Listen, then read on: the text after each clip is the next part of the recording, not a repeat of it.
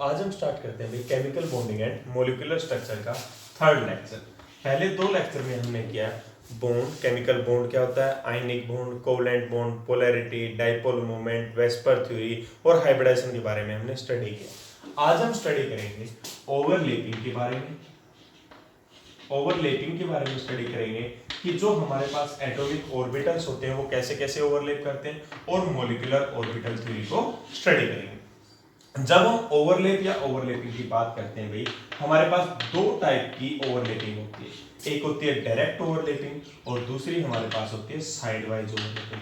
मतलब जब भी हमारे एटॉमिक ऑर्बिटल्स ओवरलैप करेंगे, एक दूसरे के साथ इलेक्ट्रॉन शेयर करेंगे, तो दो टाइप से वो ओवरलैप कर सकते हैं। डायरेक्ट ओवरलैप कर सकते हैं और दूसरा वो साइड वाइज ओवरलैप कर सकते हैं। डायरेक्ट ओवरलैपिंग में कौन कौन से ऑर्बिटल्स ओवरलैप कर सकते हैं? जब s और s ऑर्बिटल ओवरलैप करेंगे डायरेक्ट ओवरलैपिंग होगी।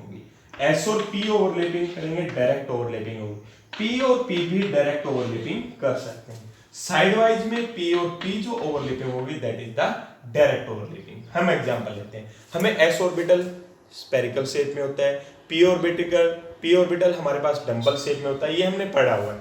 अगर हम s और s की ओवरलैपिंग देखें, ये s दूसरा है, स्फेरिकल शेप की वजह से जब ये ओवरलैप करेंगे तो हमेशा डायरेक्ट ओवरलैपिंग होगी, और जब डायरेक्ट ओवरलैपिंग होती है तब हमारा कौन सा बॉन्ड फॉर्मेशन होता है भाई? Sigma bond. जब भी डायरेक्ट ओवरलैपिंग होगी तो हमारा सिग्मा बॉन्ड फॉर्मेशन होगा। साइड वाइज ओवरलैपिंग का मतलब है एक ऑर्बिटल p ऑर्बिटल, दूसरा p ऑर्बिटल जब इसके साइड से ओवरलैप कर रहा है, दोनों ऑर्बिटल साइड से जब ओवरलैप कर रहे हैं that is the side wise overlapping, और इसमें जो बॉन्ड फॉर्मेशन होगा that is the pi bond. Direct मतलब डायरेक्ट सामने से आके, साइड से जब वो आपस में ओवरलैप करेंगे that is the side wise overlapping, और इसमें हमारा पाई बॉन्ड फॉर्मेशन होगा। अगर हम एक एग्जांपल लेते हैं, मान लिया जब पाई बॉन्ड बनेगा या साइड वाइज ओवरलैपिंग होगी, उससे पहले डायरेक्ट ओवरलैपिंग जरूर होगी।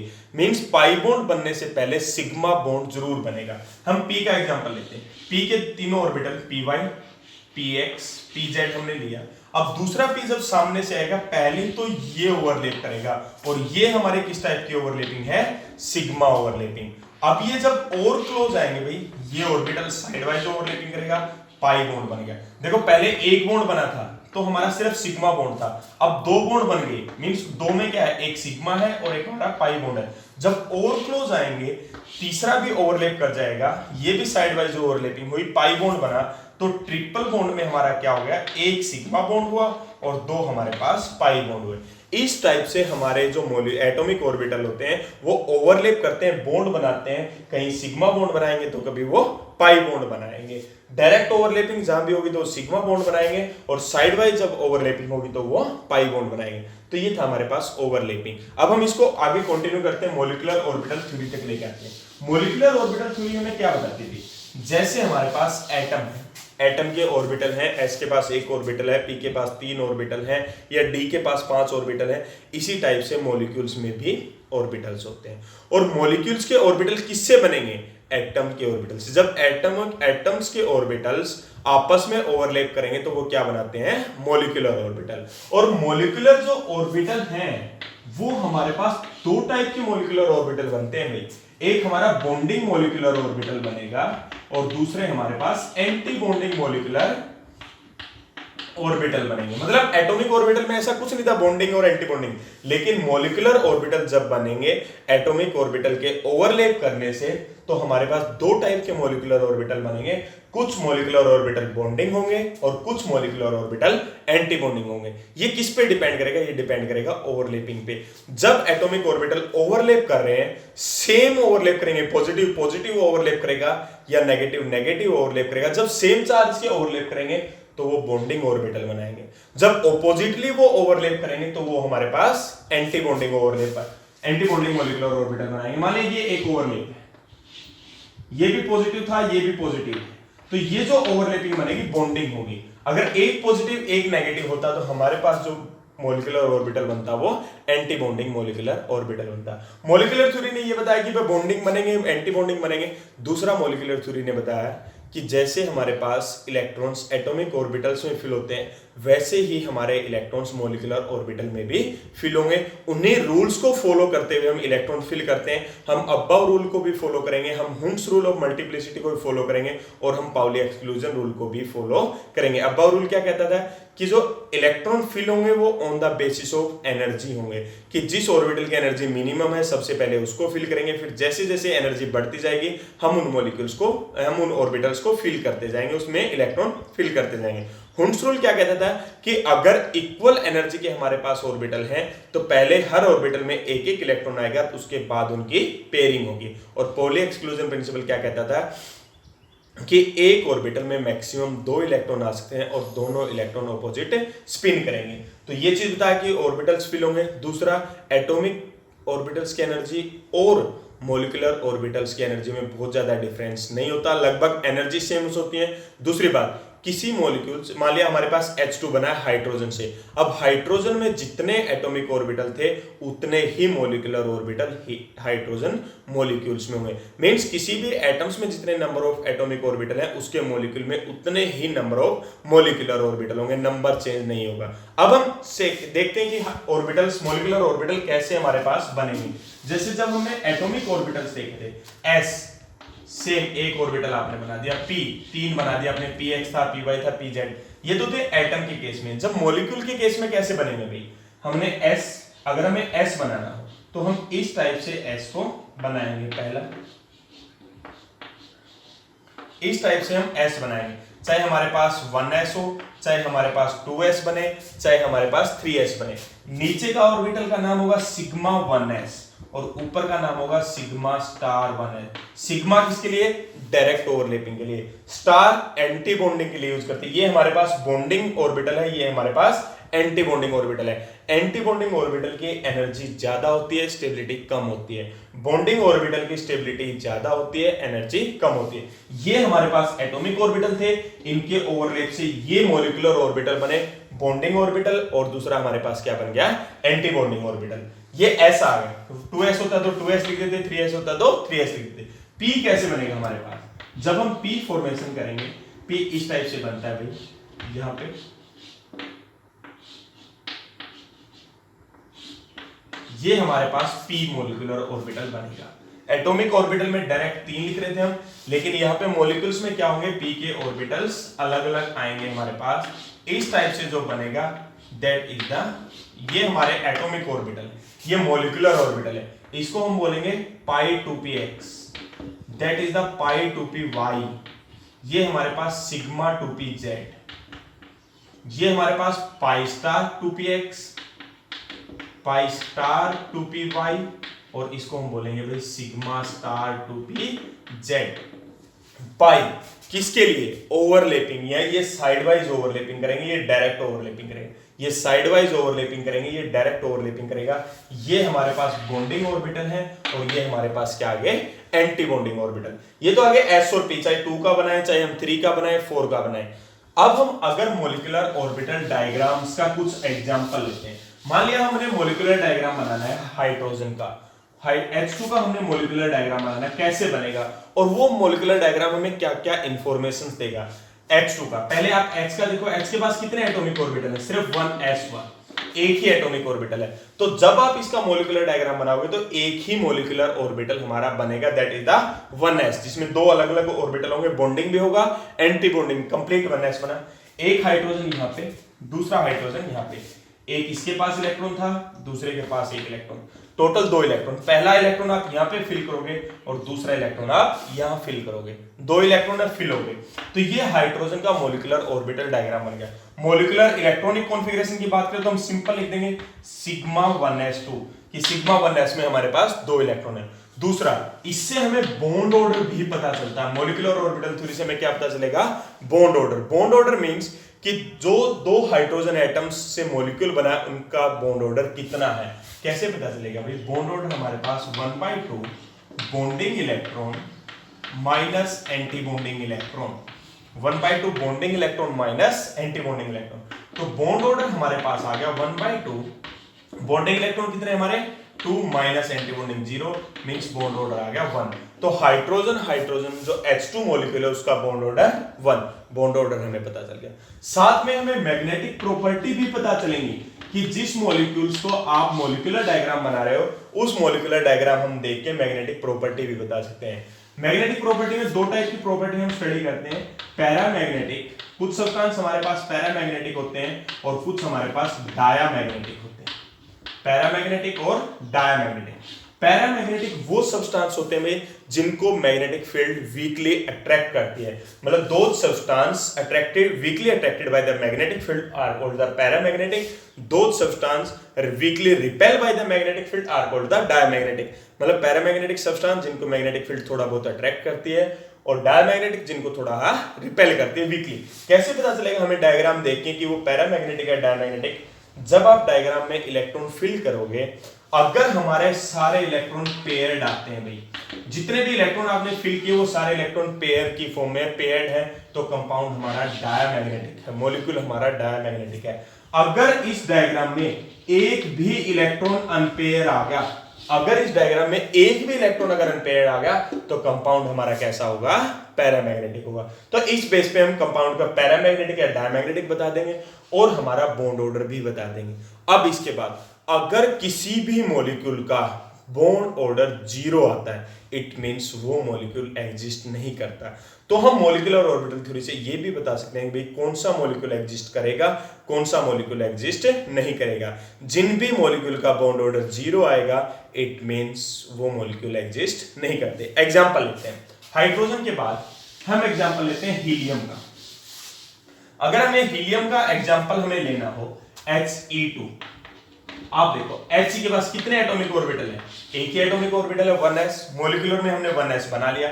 एक हीलियम इस साइड आ गया हमारे पास, दूसरा हीलियम हमारा यहां पे आ गया, इसके पास 2 इलेक्ट्रॉन, टोटल हमारे 4 इलेक्ट्रॉन। पहला इलेक्ट्रॉन फिल किया, दूसरा, तीसरा इलेक्ट्रॉन हमने फिल किया, फोर्थ इलेक्ट्रॉन हमने फिल किया।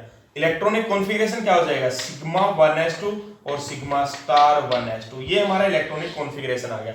अब देखो भाई बॉन्ड ऑर्डर निकालोगे, जब आप बॉन्ड ऑर्डर क्या आ गया? 1/2, bonding electron 2 minus anti bonding electron 2, तो क्या आ गया? 1/2 इंटू 0, किसके इक्वल आ गया? 0। तो बॉन्ड ऑर्डर अगर 0 है, इट मींस ये मॉलिक्यूल एग्जिस्ट नहीं करता। इसके बाद एक एग्जांपल और लेते हैं। मान लिया हमारे पास कार्बन, हमने C2 का बॉन्ड ऑर्डर निकालना है। सेम आप वही तरीका, कार्बन के पास कौन कौन से ऑर्बिटल है? 1s है, 2s है, 2p है।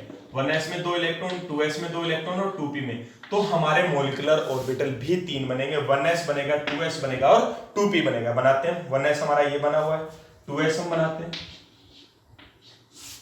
सेम सिग्मा 2s,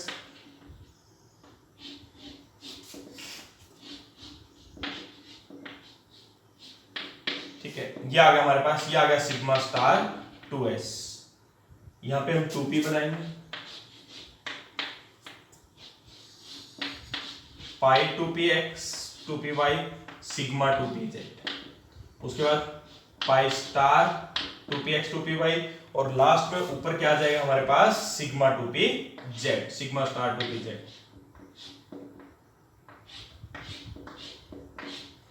ये हमारे पास ऑर्बिटल्स बन गए, that is the pi 2px, pi 2py, sigma 2pz, pi star 2px, pi star 2py और सिग्मा स्टार 2pz। पहले हम इलेक्ट्रॉन फिल करते हैं। कार्बन एक साइड आ गया, दूसरा कार्बन हमारे पास दूसरी साइड आ गया भाई। अब देखो 1s2 2s2 2p2, तीसरा इस साइड भी 1s2 2s2 2p2। पहले 4 इलेक्ट्रॉन थे, 2 हमने बॉन्डिंग में फिल कर दिए, 2 हमने एंटी बॉन्डिंग। 2p के पास 2 इलेक्ट्रॉन यहाँ पे, 2 यहाँ पे, 4। पहला इलेक्ट्रॉन फिल किया, दूसरा फिल किया, तीसरा फिल किया, फोर्थ फिल कर दिया, 2p में आ गए। टोटल कितने इलेक्ट्रॉन हो गए? 4। देखो पहला इलेक्ट्रॉन यहाँ पे आएगा, हुंस रूल को फॉलो करते हुए दूसरा इलेक्ट्रॉन यहाँ पे आएगा, तीसरा इलेक्ट्रॉन यहाँ आएगा और फोर्थ इलेक्ट्रॉन यहाँ पे आएगा।